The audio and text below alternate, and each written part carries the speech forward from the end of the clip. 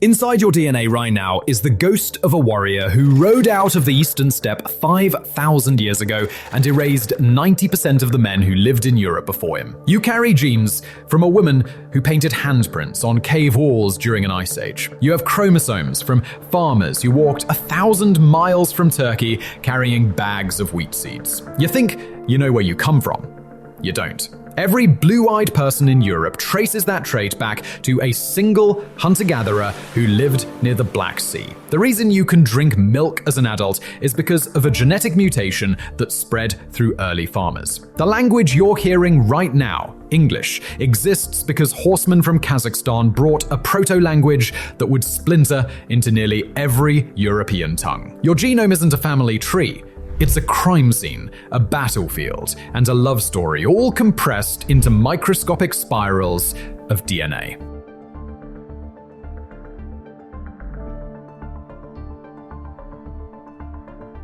European genetics works like a video game with 7 levels. Each wave of migration unlocked a new stage, reshaping everything that came before. Ice Age survivors formed the base code. Farmers rewrote 70% of it. Steppe warriors hacked the system entirely. This is 45,000 years of survival, conquest, and mixing, compressed into 20 minutes.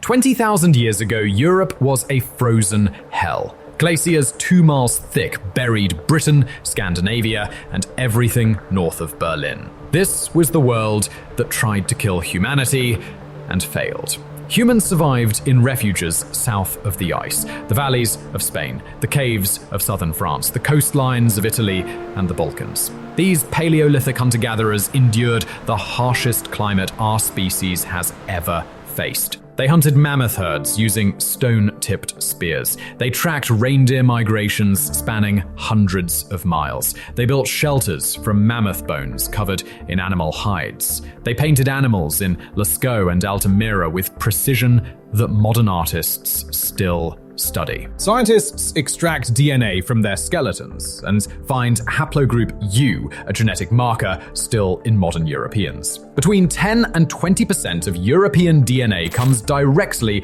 from these Ice Age populations. The mutation for blue eyes appears in these ancient skeletons, along with adaptations for producing vitamin D in low sunlight conditions. For 30,000 years, these hunter-gatherers were Europe. That DNA forms the bedrock of everyone who came after. Every layer of European genetics tells a story of migration, survival, and identity. These discoveries are the reason Ancestry Code exists, to reveal how the past still lives within us today. If you want to journey deeper into the roots that shaped civilizations, subscribe now and join us as we continue unlocking the genetic map of humanity. Now, onto the video.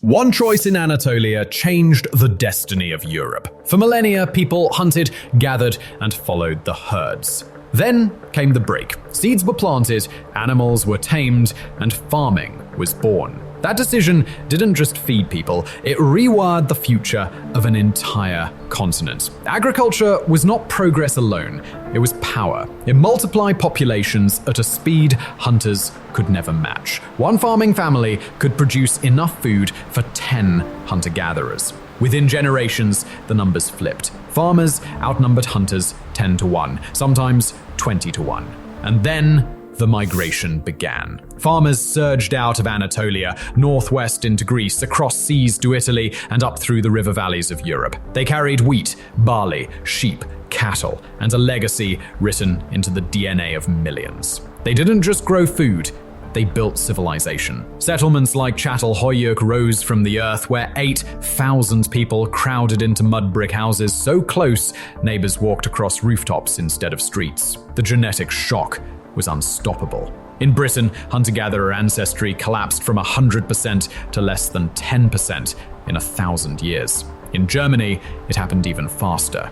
Europe's wild hunters gave way to a tide of farmers. Soon, 60 to 70% of the European gene pool carried Anatolian blood.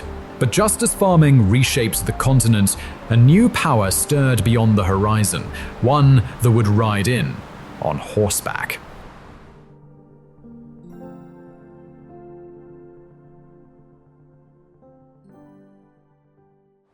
Then came the terror of the horizon. From the endless grasslands of the steppe, the Yamnaya thundered west. Warriors armed with 3 weapons Europe had never faced: the horse, the wheel, and bronze. Together, they didn't just conquer, they rewrote the DNA of nations. Every farming village in Europe lived under the same fear: dust on the eastern horizon.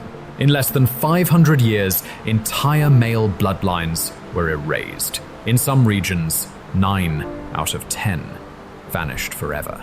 The Yamnaya were fast and merciless. Riders could cover 50 miles in a single day, strike a settlement, and disappear before defenses even formed. Archaeology shows the panic they spread, villagers suddenly throwing up walls after generations of peace. But their legacy wasn't only destruction. The Yamnaya carried language itself, Proto-Indo-European, the root of nearly every tongue spoken across Europe today. Greek, Latin, Celtic, Germanic, Slavic, Baltic. Even when you say mother or father in English, you're speaking words born on the steppe. The genetic shock was brutal. Y chromosome haplogroups R1b and R1a erupted across Europe. In Iberia alone, 90% of local male lineages were wiped out and replaced. The steppe bloodlines spread, carried forward by men who had vastly more children than locals through conquest, polygamy, or raw dominance. By the end, steppe ancestry made up 20 to 30%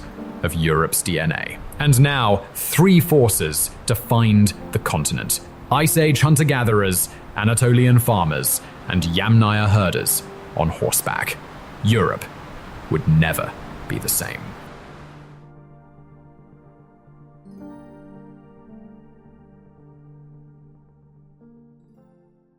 Europe was welded together by fire and metal. Bronze, an alloy of copper and tin, was the obsession of an age. Stronger than stone, sharper than bone, it forged the weapons of kings and the jewelry of gods. But there was a catch. Copper and tin almost never occur together. To create even a single bronze axe, you needed networks of trade stretching from Scotland to the Mediterranean. This was the first truly connected Europe. Wherever bronze traveled, bloodlines followed. Traders carried not only goods, but genes. Marriages bound distant tribes together. The continent's DNA began to blur, becoming more uniform with every exchange. The Bell Beaker culture perfected the art, casting blades, daggers, and ornaments that became symbols of power. They ferried amber from the Baltic, gold from Ireland, tin from Cornwall. The corded werepeople spread north, descendants of the steppe warriors who had once conquered on horseback. A bronze axe buried in Denmark might contain copper from Austria and tin from England, evidence of a Europe tied by molten metal. But this golden age of bronze came with a curse. Droughts, famines, and invasions cracked the system apart. Trade collapsed, civilizations burned. The Bronze Age ended in fire, and from its ashes rose something new. When Europe returned, it no longer belonged to tribal cultures, it belonged to empires.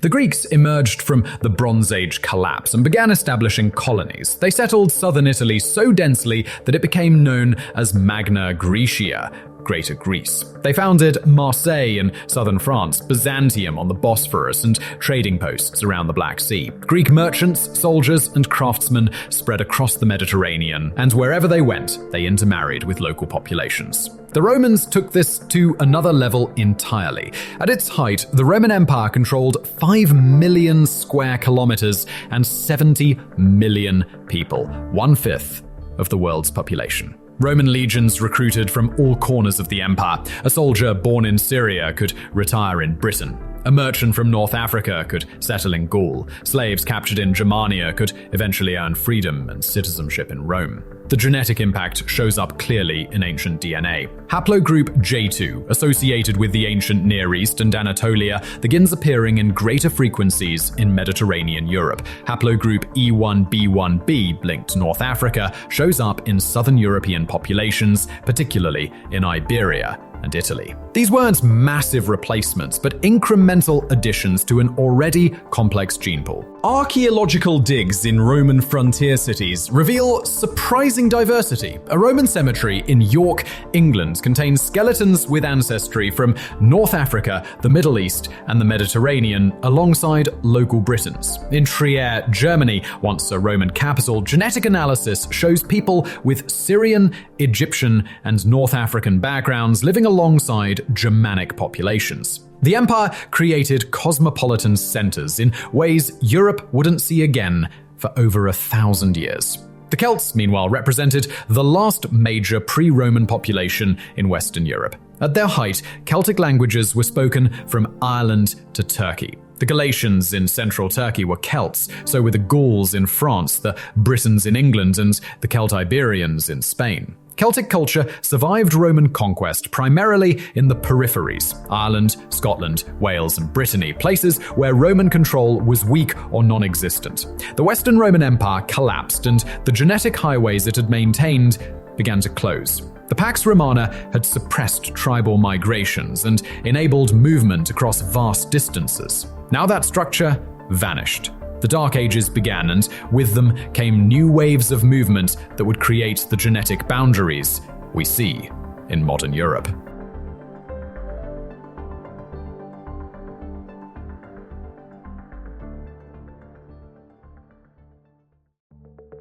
What happens when an empire that once united Europe suddenly collapses? When Rome fell, its highways, armies, and trade networks disintegrated overnight. Populations that had mixed freely splintered into isolated tribes. And from that chaos, three colossal migrations emerged: Slavs surging eastward, Vikings raiding southward, and Franks consolidating the west. Together, they carved the genetic map of Europe we still see in DNA today. The Slavs poured out of the Pripyat marshes like a flood, pressing south into the Balkans, west into Central Europe, and north into Russia. Their languages spread from the Baltic to the Black Sea, shaping Eastern Europe's genetic destiny. The Vikings struck next. In 793, they raided Lindisfarne Monastery in northern England, beginning 250 years of expansion. Their longships carried them to Scotland, Normandy, and the rivers of Russia. They even colonized Iceland, leaving it the most genetically homogeneous country in Europe.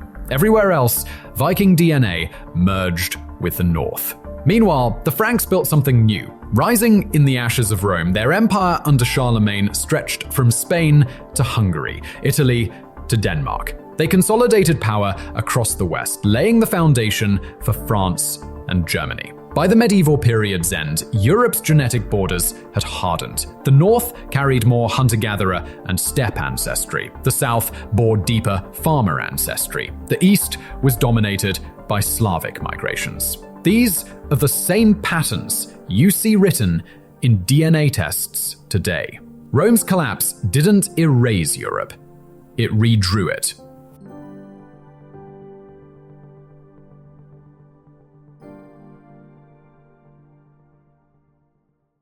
The game was over. Every major genetic component of modern Europeans had arrived, mixed, and settled into the pattern that defines the continent today. Everything after this point, Jewish diaspora, Moorish Spain, Ottoman expansion, global colonization, modern migration, would add footnotes to a story that was essentially complete 1,000 years ago.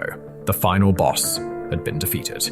The credits were rolling. What remained was simply understanding the score. And the score reveals something most people never realize about their own DNA. These percentages shift dramatically by geography. Sardinians carry almost no steppe ancestry. They're mostly Anatolian farmers with hunter-gatherer admixture. Finns have elevated hunter-gatherer ancestry and genetic contributions from Uralic-speaking populations to the east. Irish and Scottish people show higher steppe percentages and Viking admixture in coastal regions.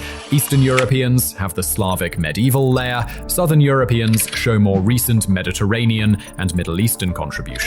Post-1000 AD additions continued reshaping local populations. Jewish communities established in the Rhinelands, Poland, and Spain during medieval times brought Middle Eastern and Mediterranean ancestry. The Moorish presence in Iberia from 711 to 1492 added North African genetics, particularly in southern Spain and Portugal. The Ottoman expansion into the Balkans introduced Turkish and Middle Eastern genes to southeastern Europe. Roma populations arriving from India around 1000 AD maintained distinct genetics through endogamy while spreading across the continent. The ancient foundation, those 7 layers, persists in everyone with European ancestry. The lactose tolerance that allows most Europeans to digest milk as adults comes from mutations that appeared in early farmers and spread through natural selection. The light skin pigmentation, common in northern Europeans, evolved in response to vitamin D requirements in low sunlight environments. The SLC24A5 gene variant that contributes to light skin came from Anatolian farmers. The HERC2 gene variant producing blue eyes originated in hunter-gatherers around the Black Sea. Languages map onto genetics in predictable ways. The Indo-European languages, descendants of the Yamnaya tongue, dominate Europe. Only Basque, Finnish, Estonian, and Hungarian fall outside this family. Even within Indo-European, the divisions reflect ancient migrations. Germanic languages in areas of heavy steppe influence, Romance languages in former Roman territories, Slavic languages in areas of medieval Slavic expansion across Eastern Europe. These linguistic and genetic boundaries rarely match perfectly, but together they reveal the layered history of peoples moving, mixing, and leaving lasting imprints. 7 waves, 45,000 years, countless lives. Hunter-gatherers endured ice ages without language or metal. Farmers staked their survival on fragile crops in foreign soil. Steppe warriors rode thousands of miles into the unknown. Traders built bridges between distant worlds. Soldiers marched across empires. Their resilience was written into DNA and carried forward through every generation. Blue eyes from the Black Sea, lactose tolerance from the first farmers, Indo-European languages born on horseback. Every trait tells a story of survival and adaptation. And the story never stopped. Modern migrations continue, layering new threads into Europe's genetic fabric. The idea of purity was never real. Not 5,000 years ago, not today. Ancient DNA proves it. Europe has always been mixture, not isolation. You carry pieces of all 7 levels. Somewhere in your genome are echoes of cave painters, wheat planters, horse riders, and empire builders. They endured so that you could exist. That is the true story of European genetics. Not purity, but survival. Not replacement, but accumulation. Not one people, but many becoming one. But here's the question. If your DNA carries voices from every age, which one do you think still whispers through you? Leave your answer in the comments below.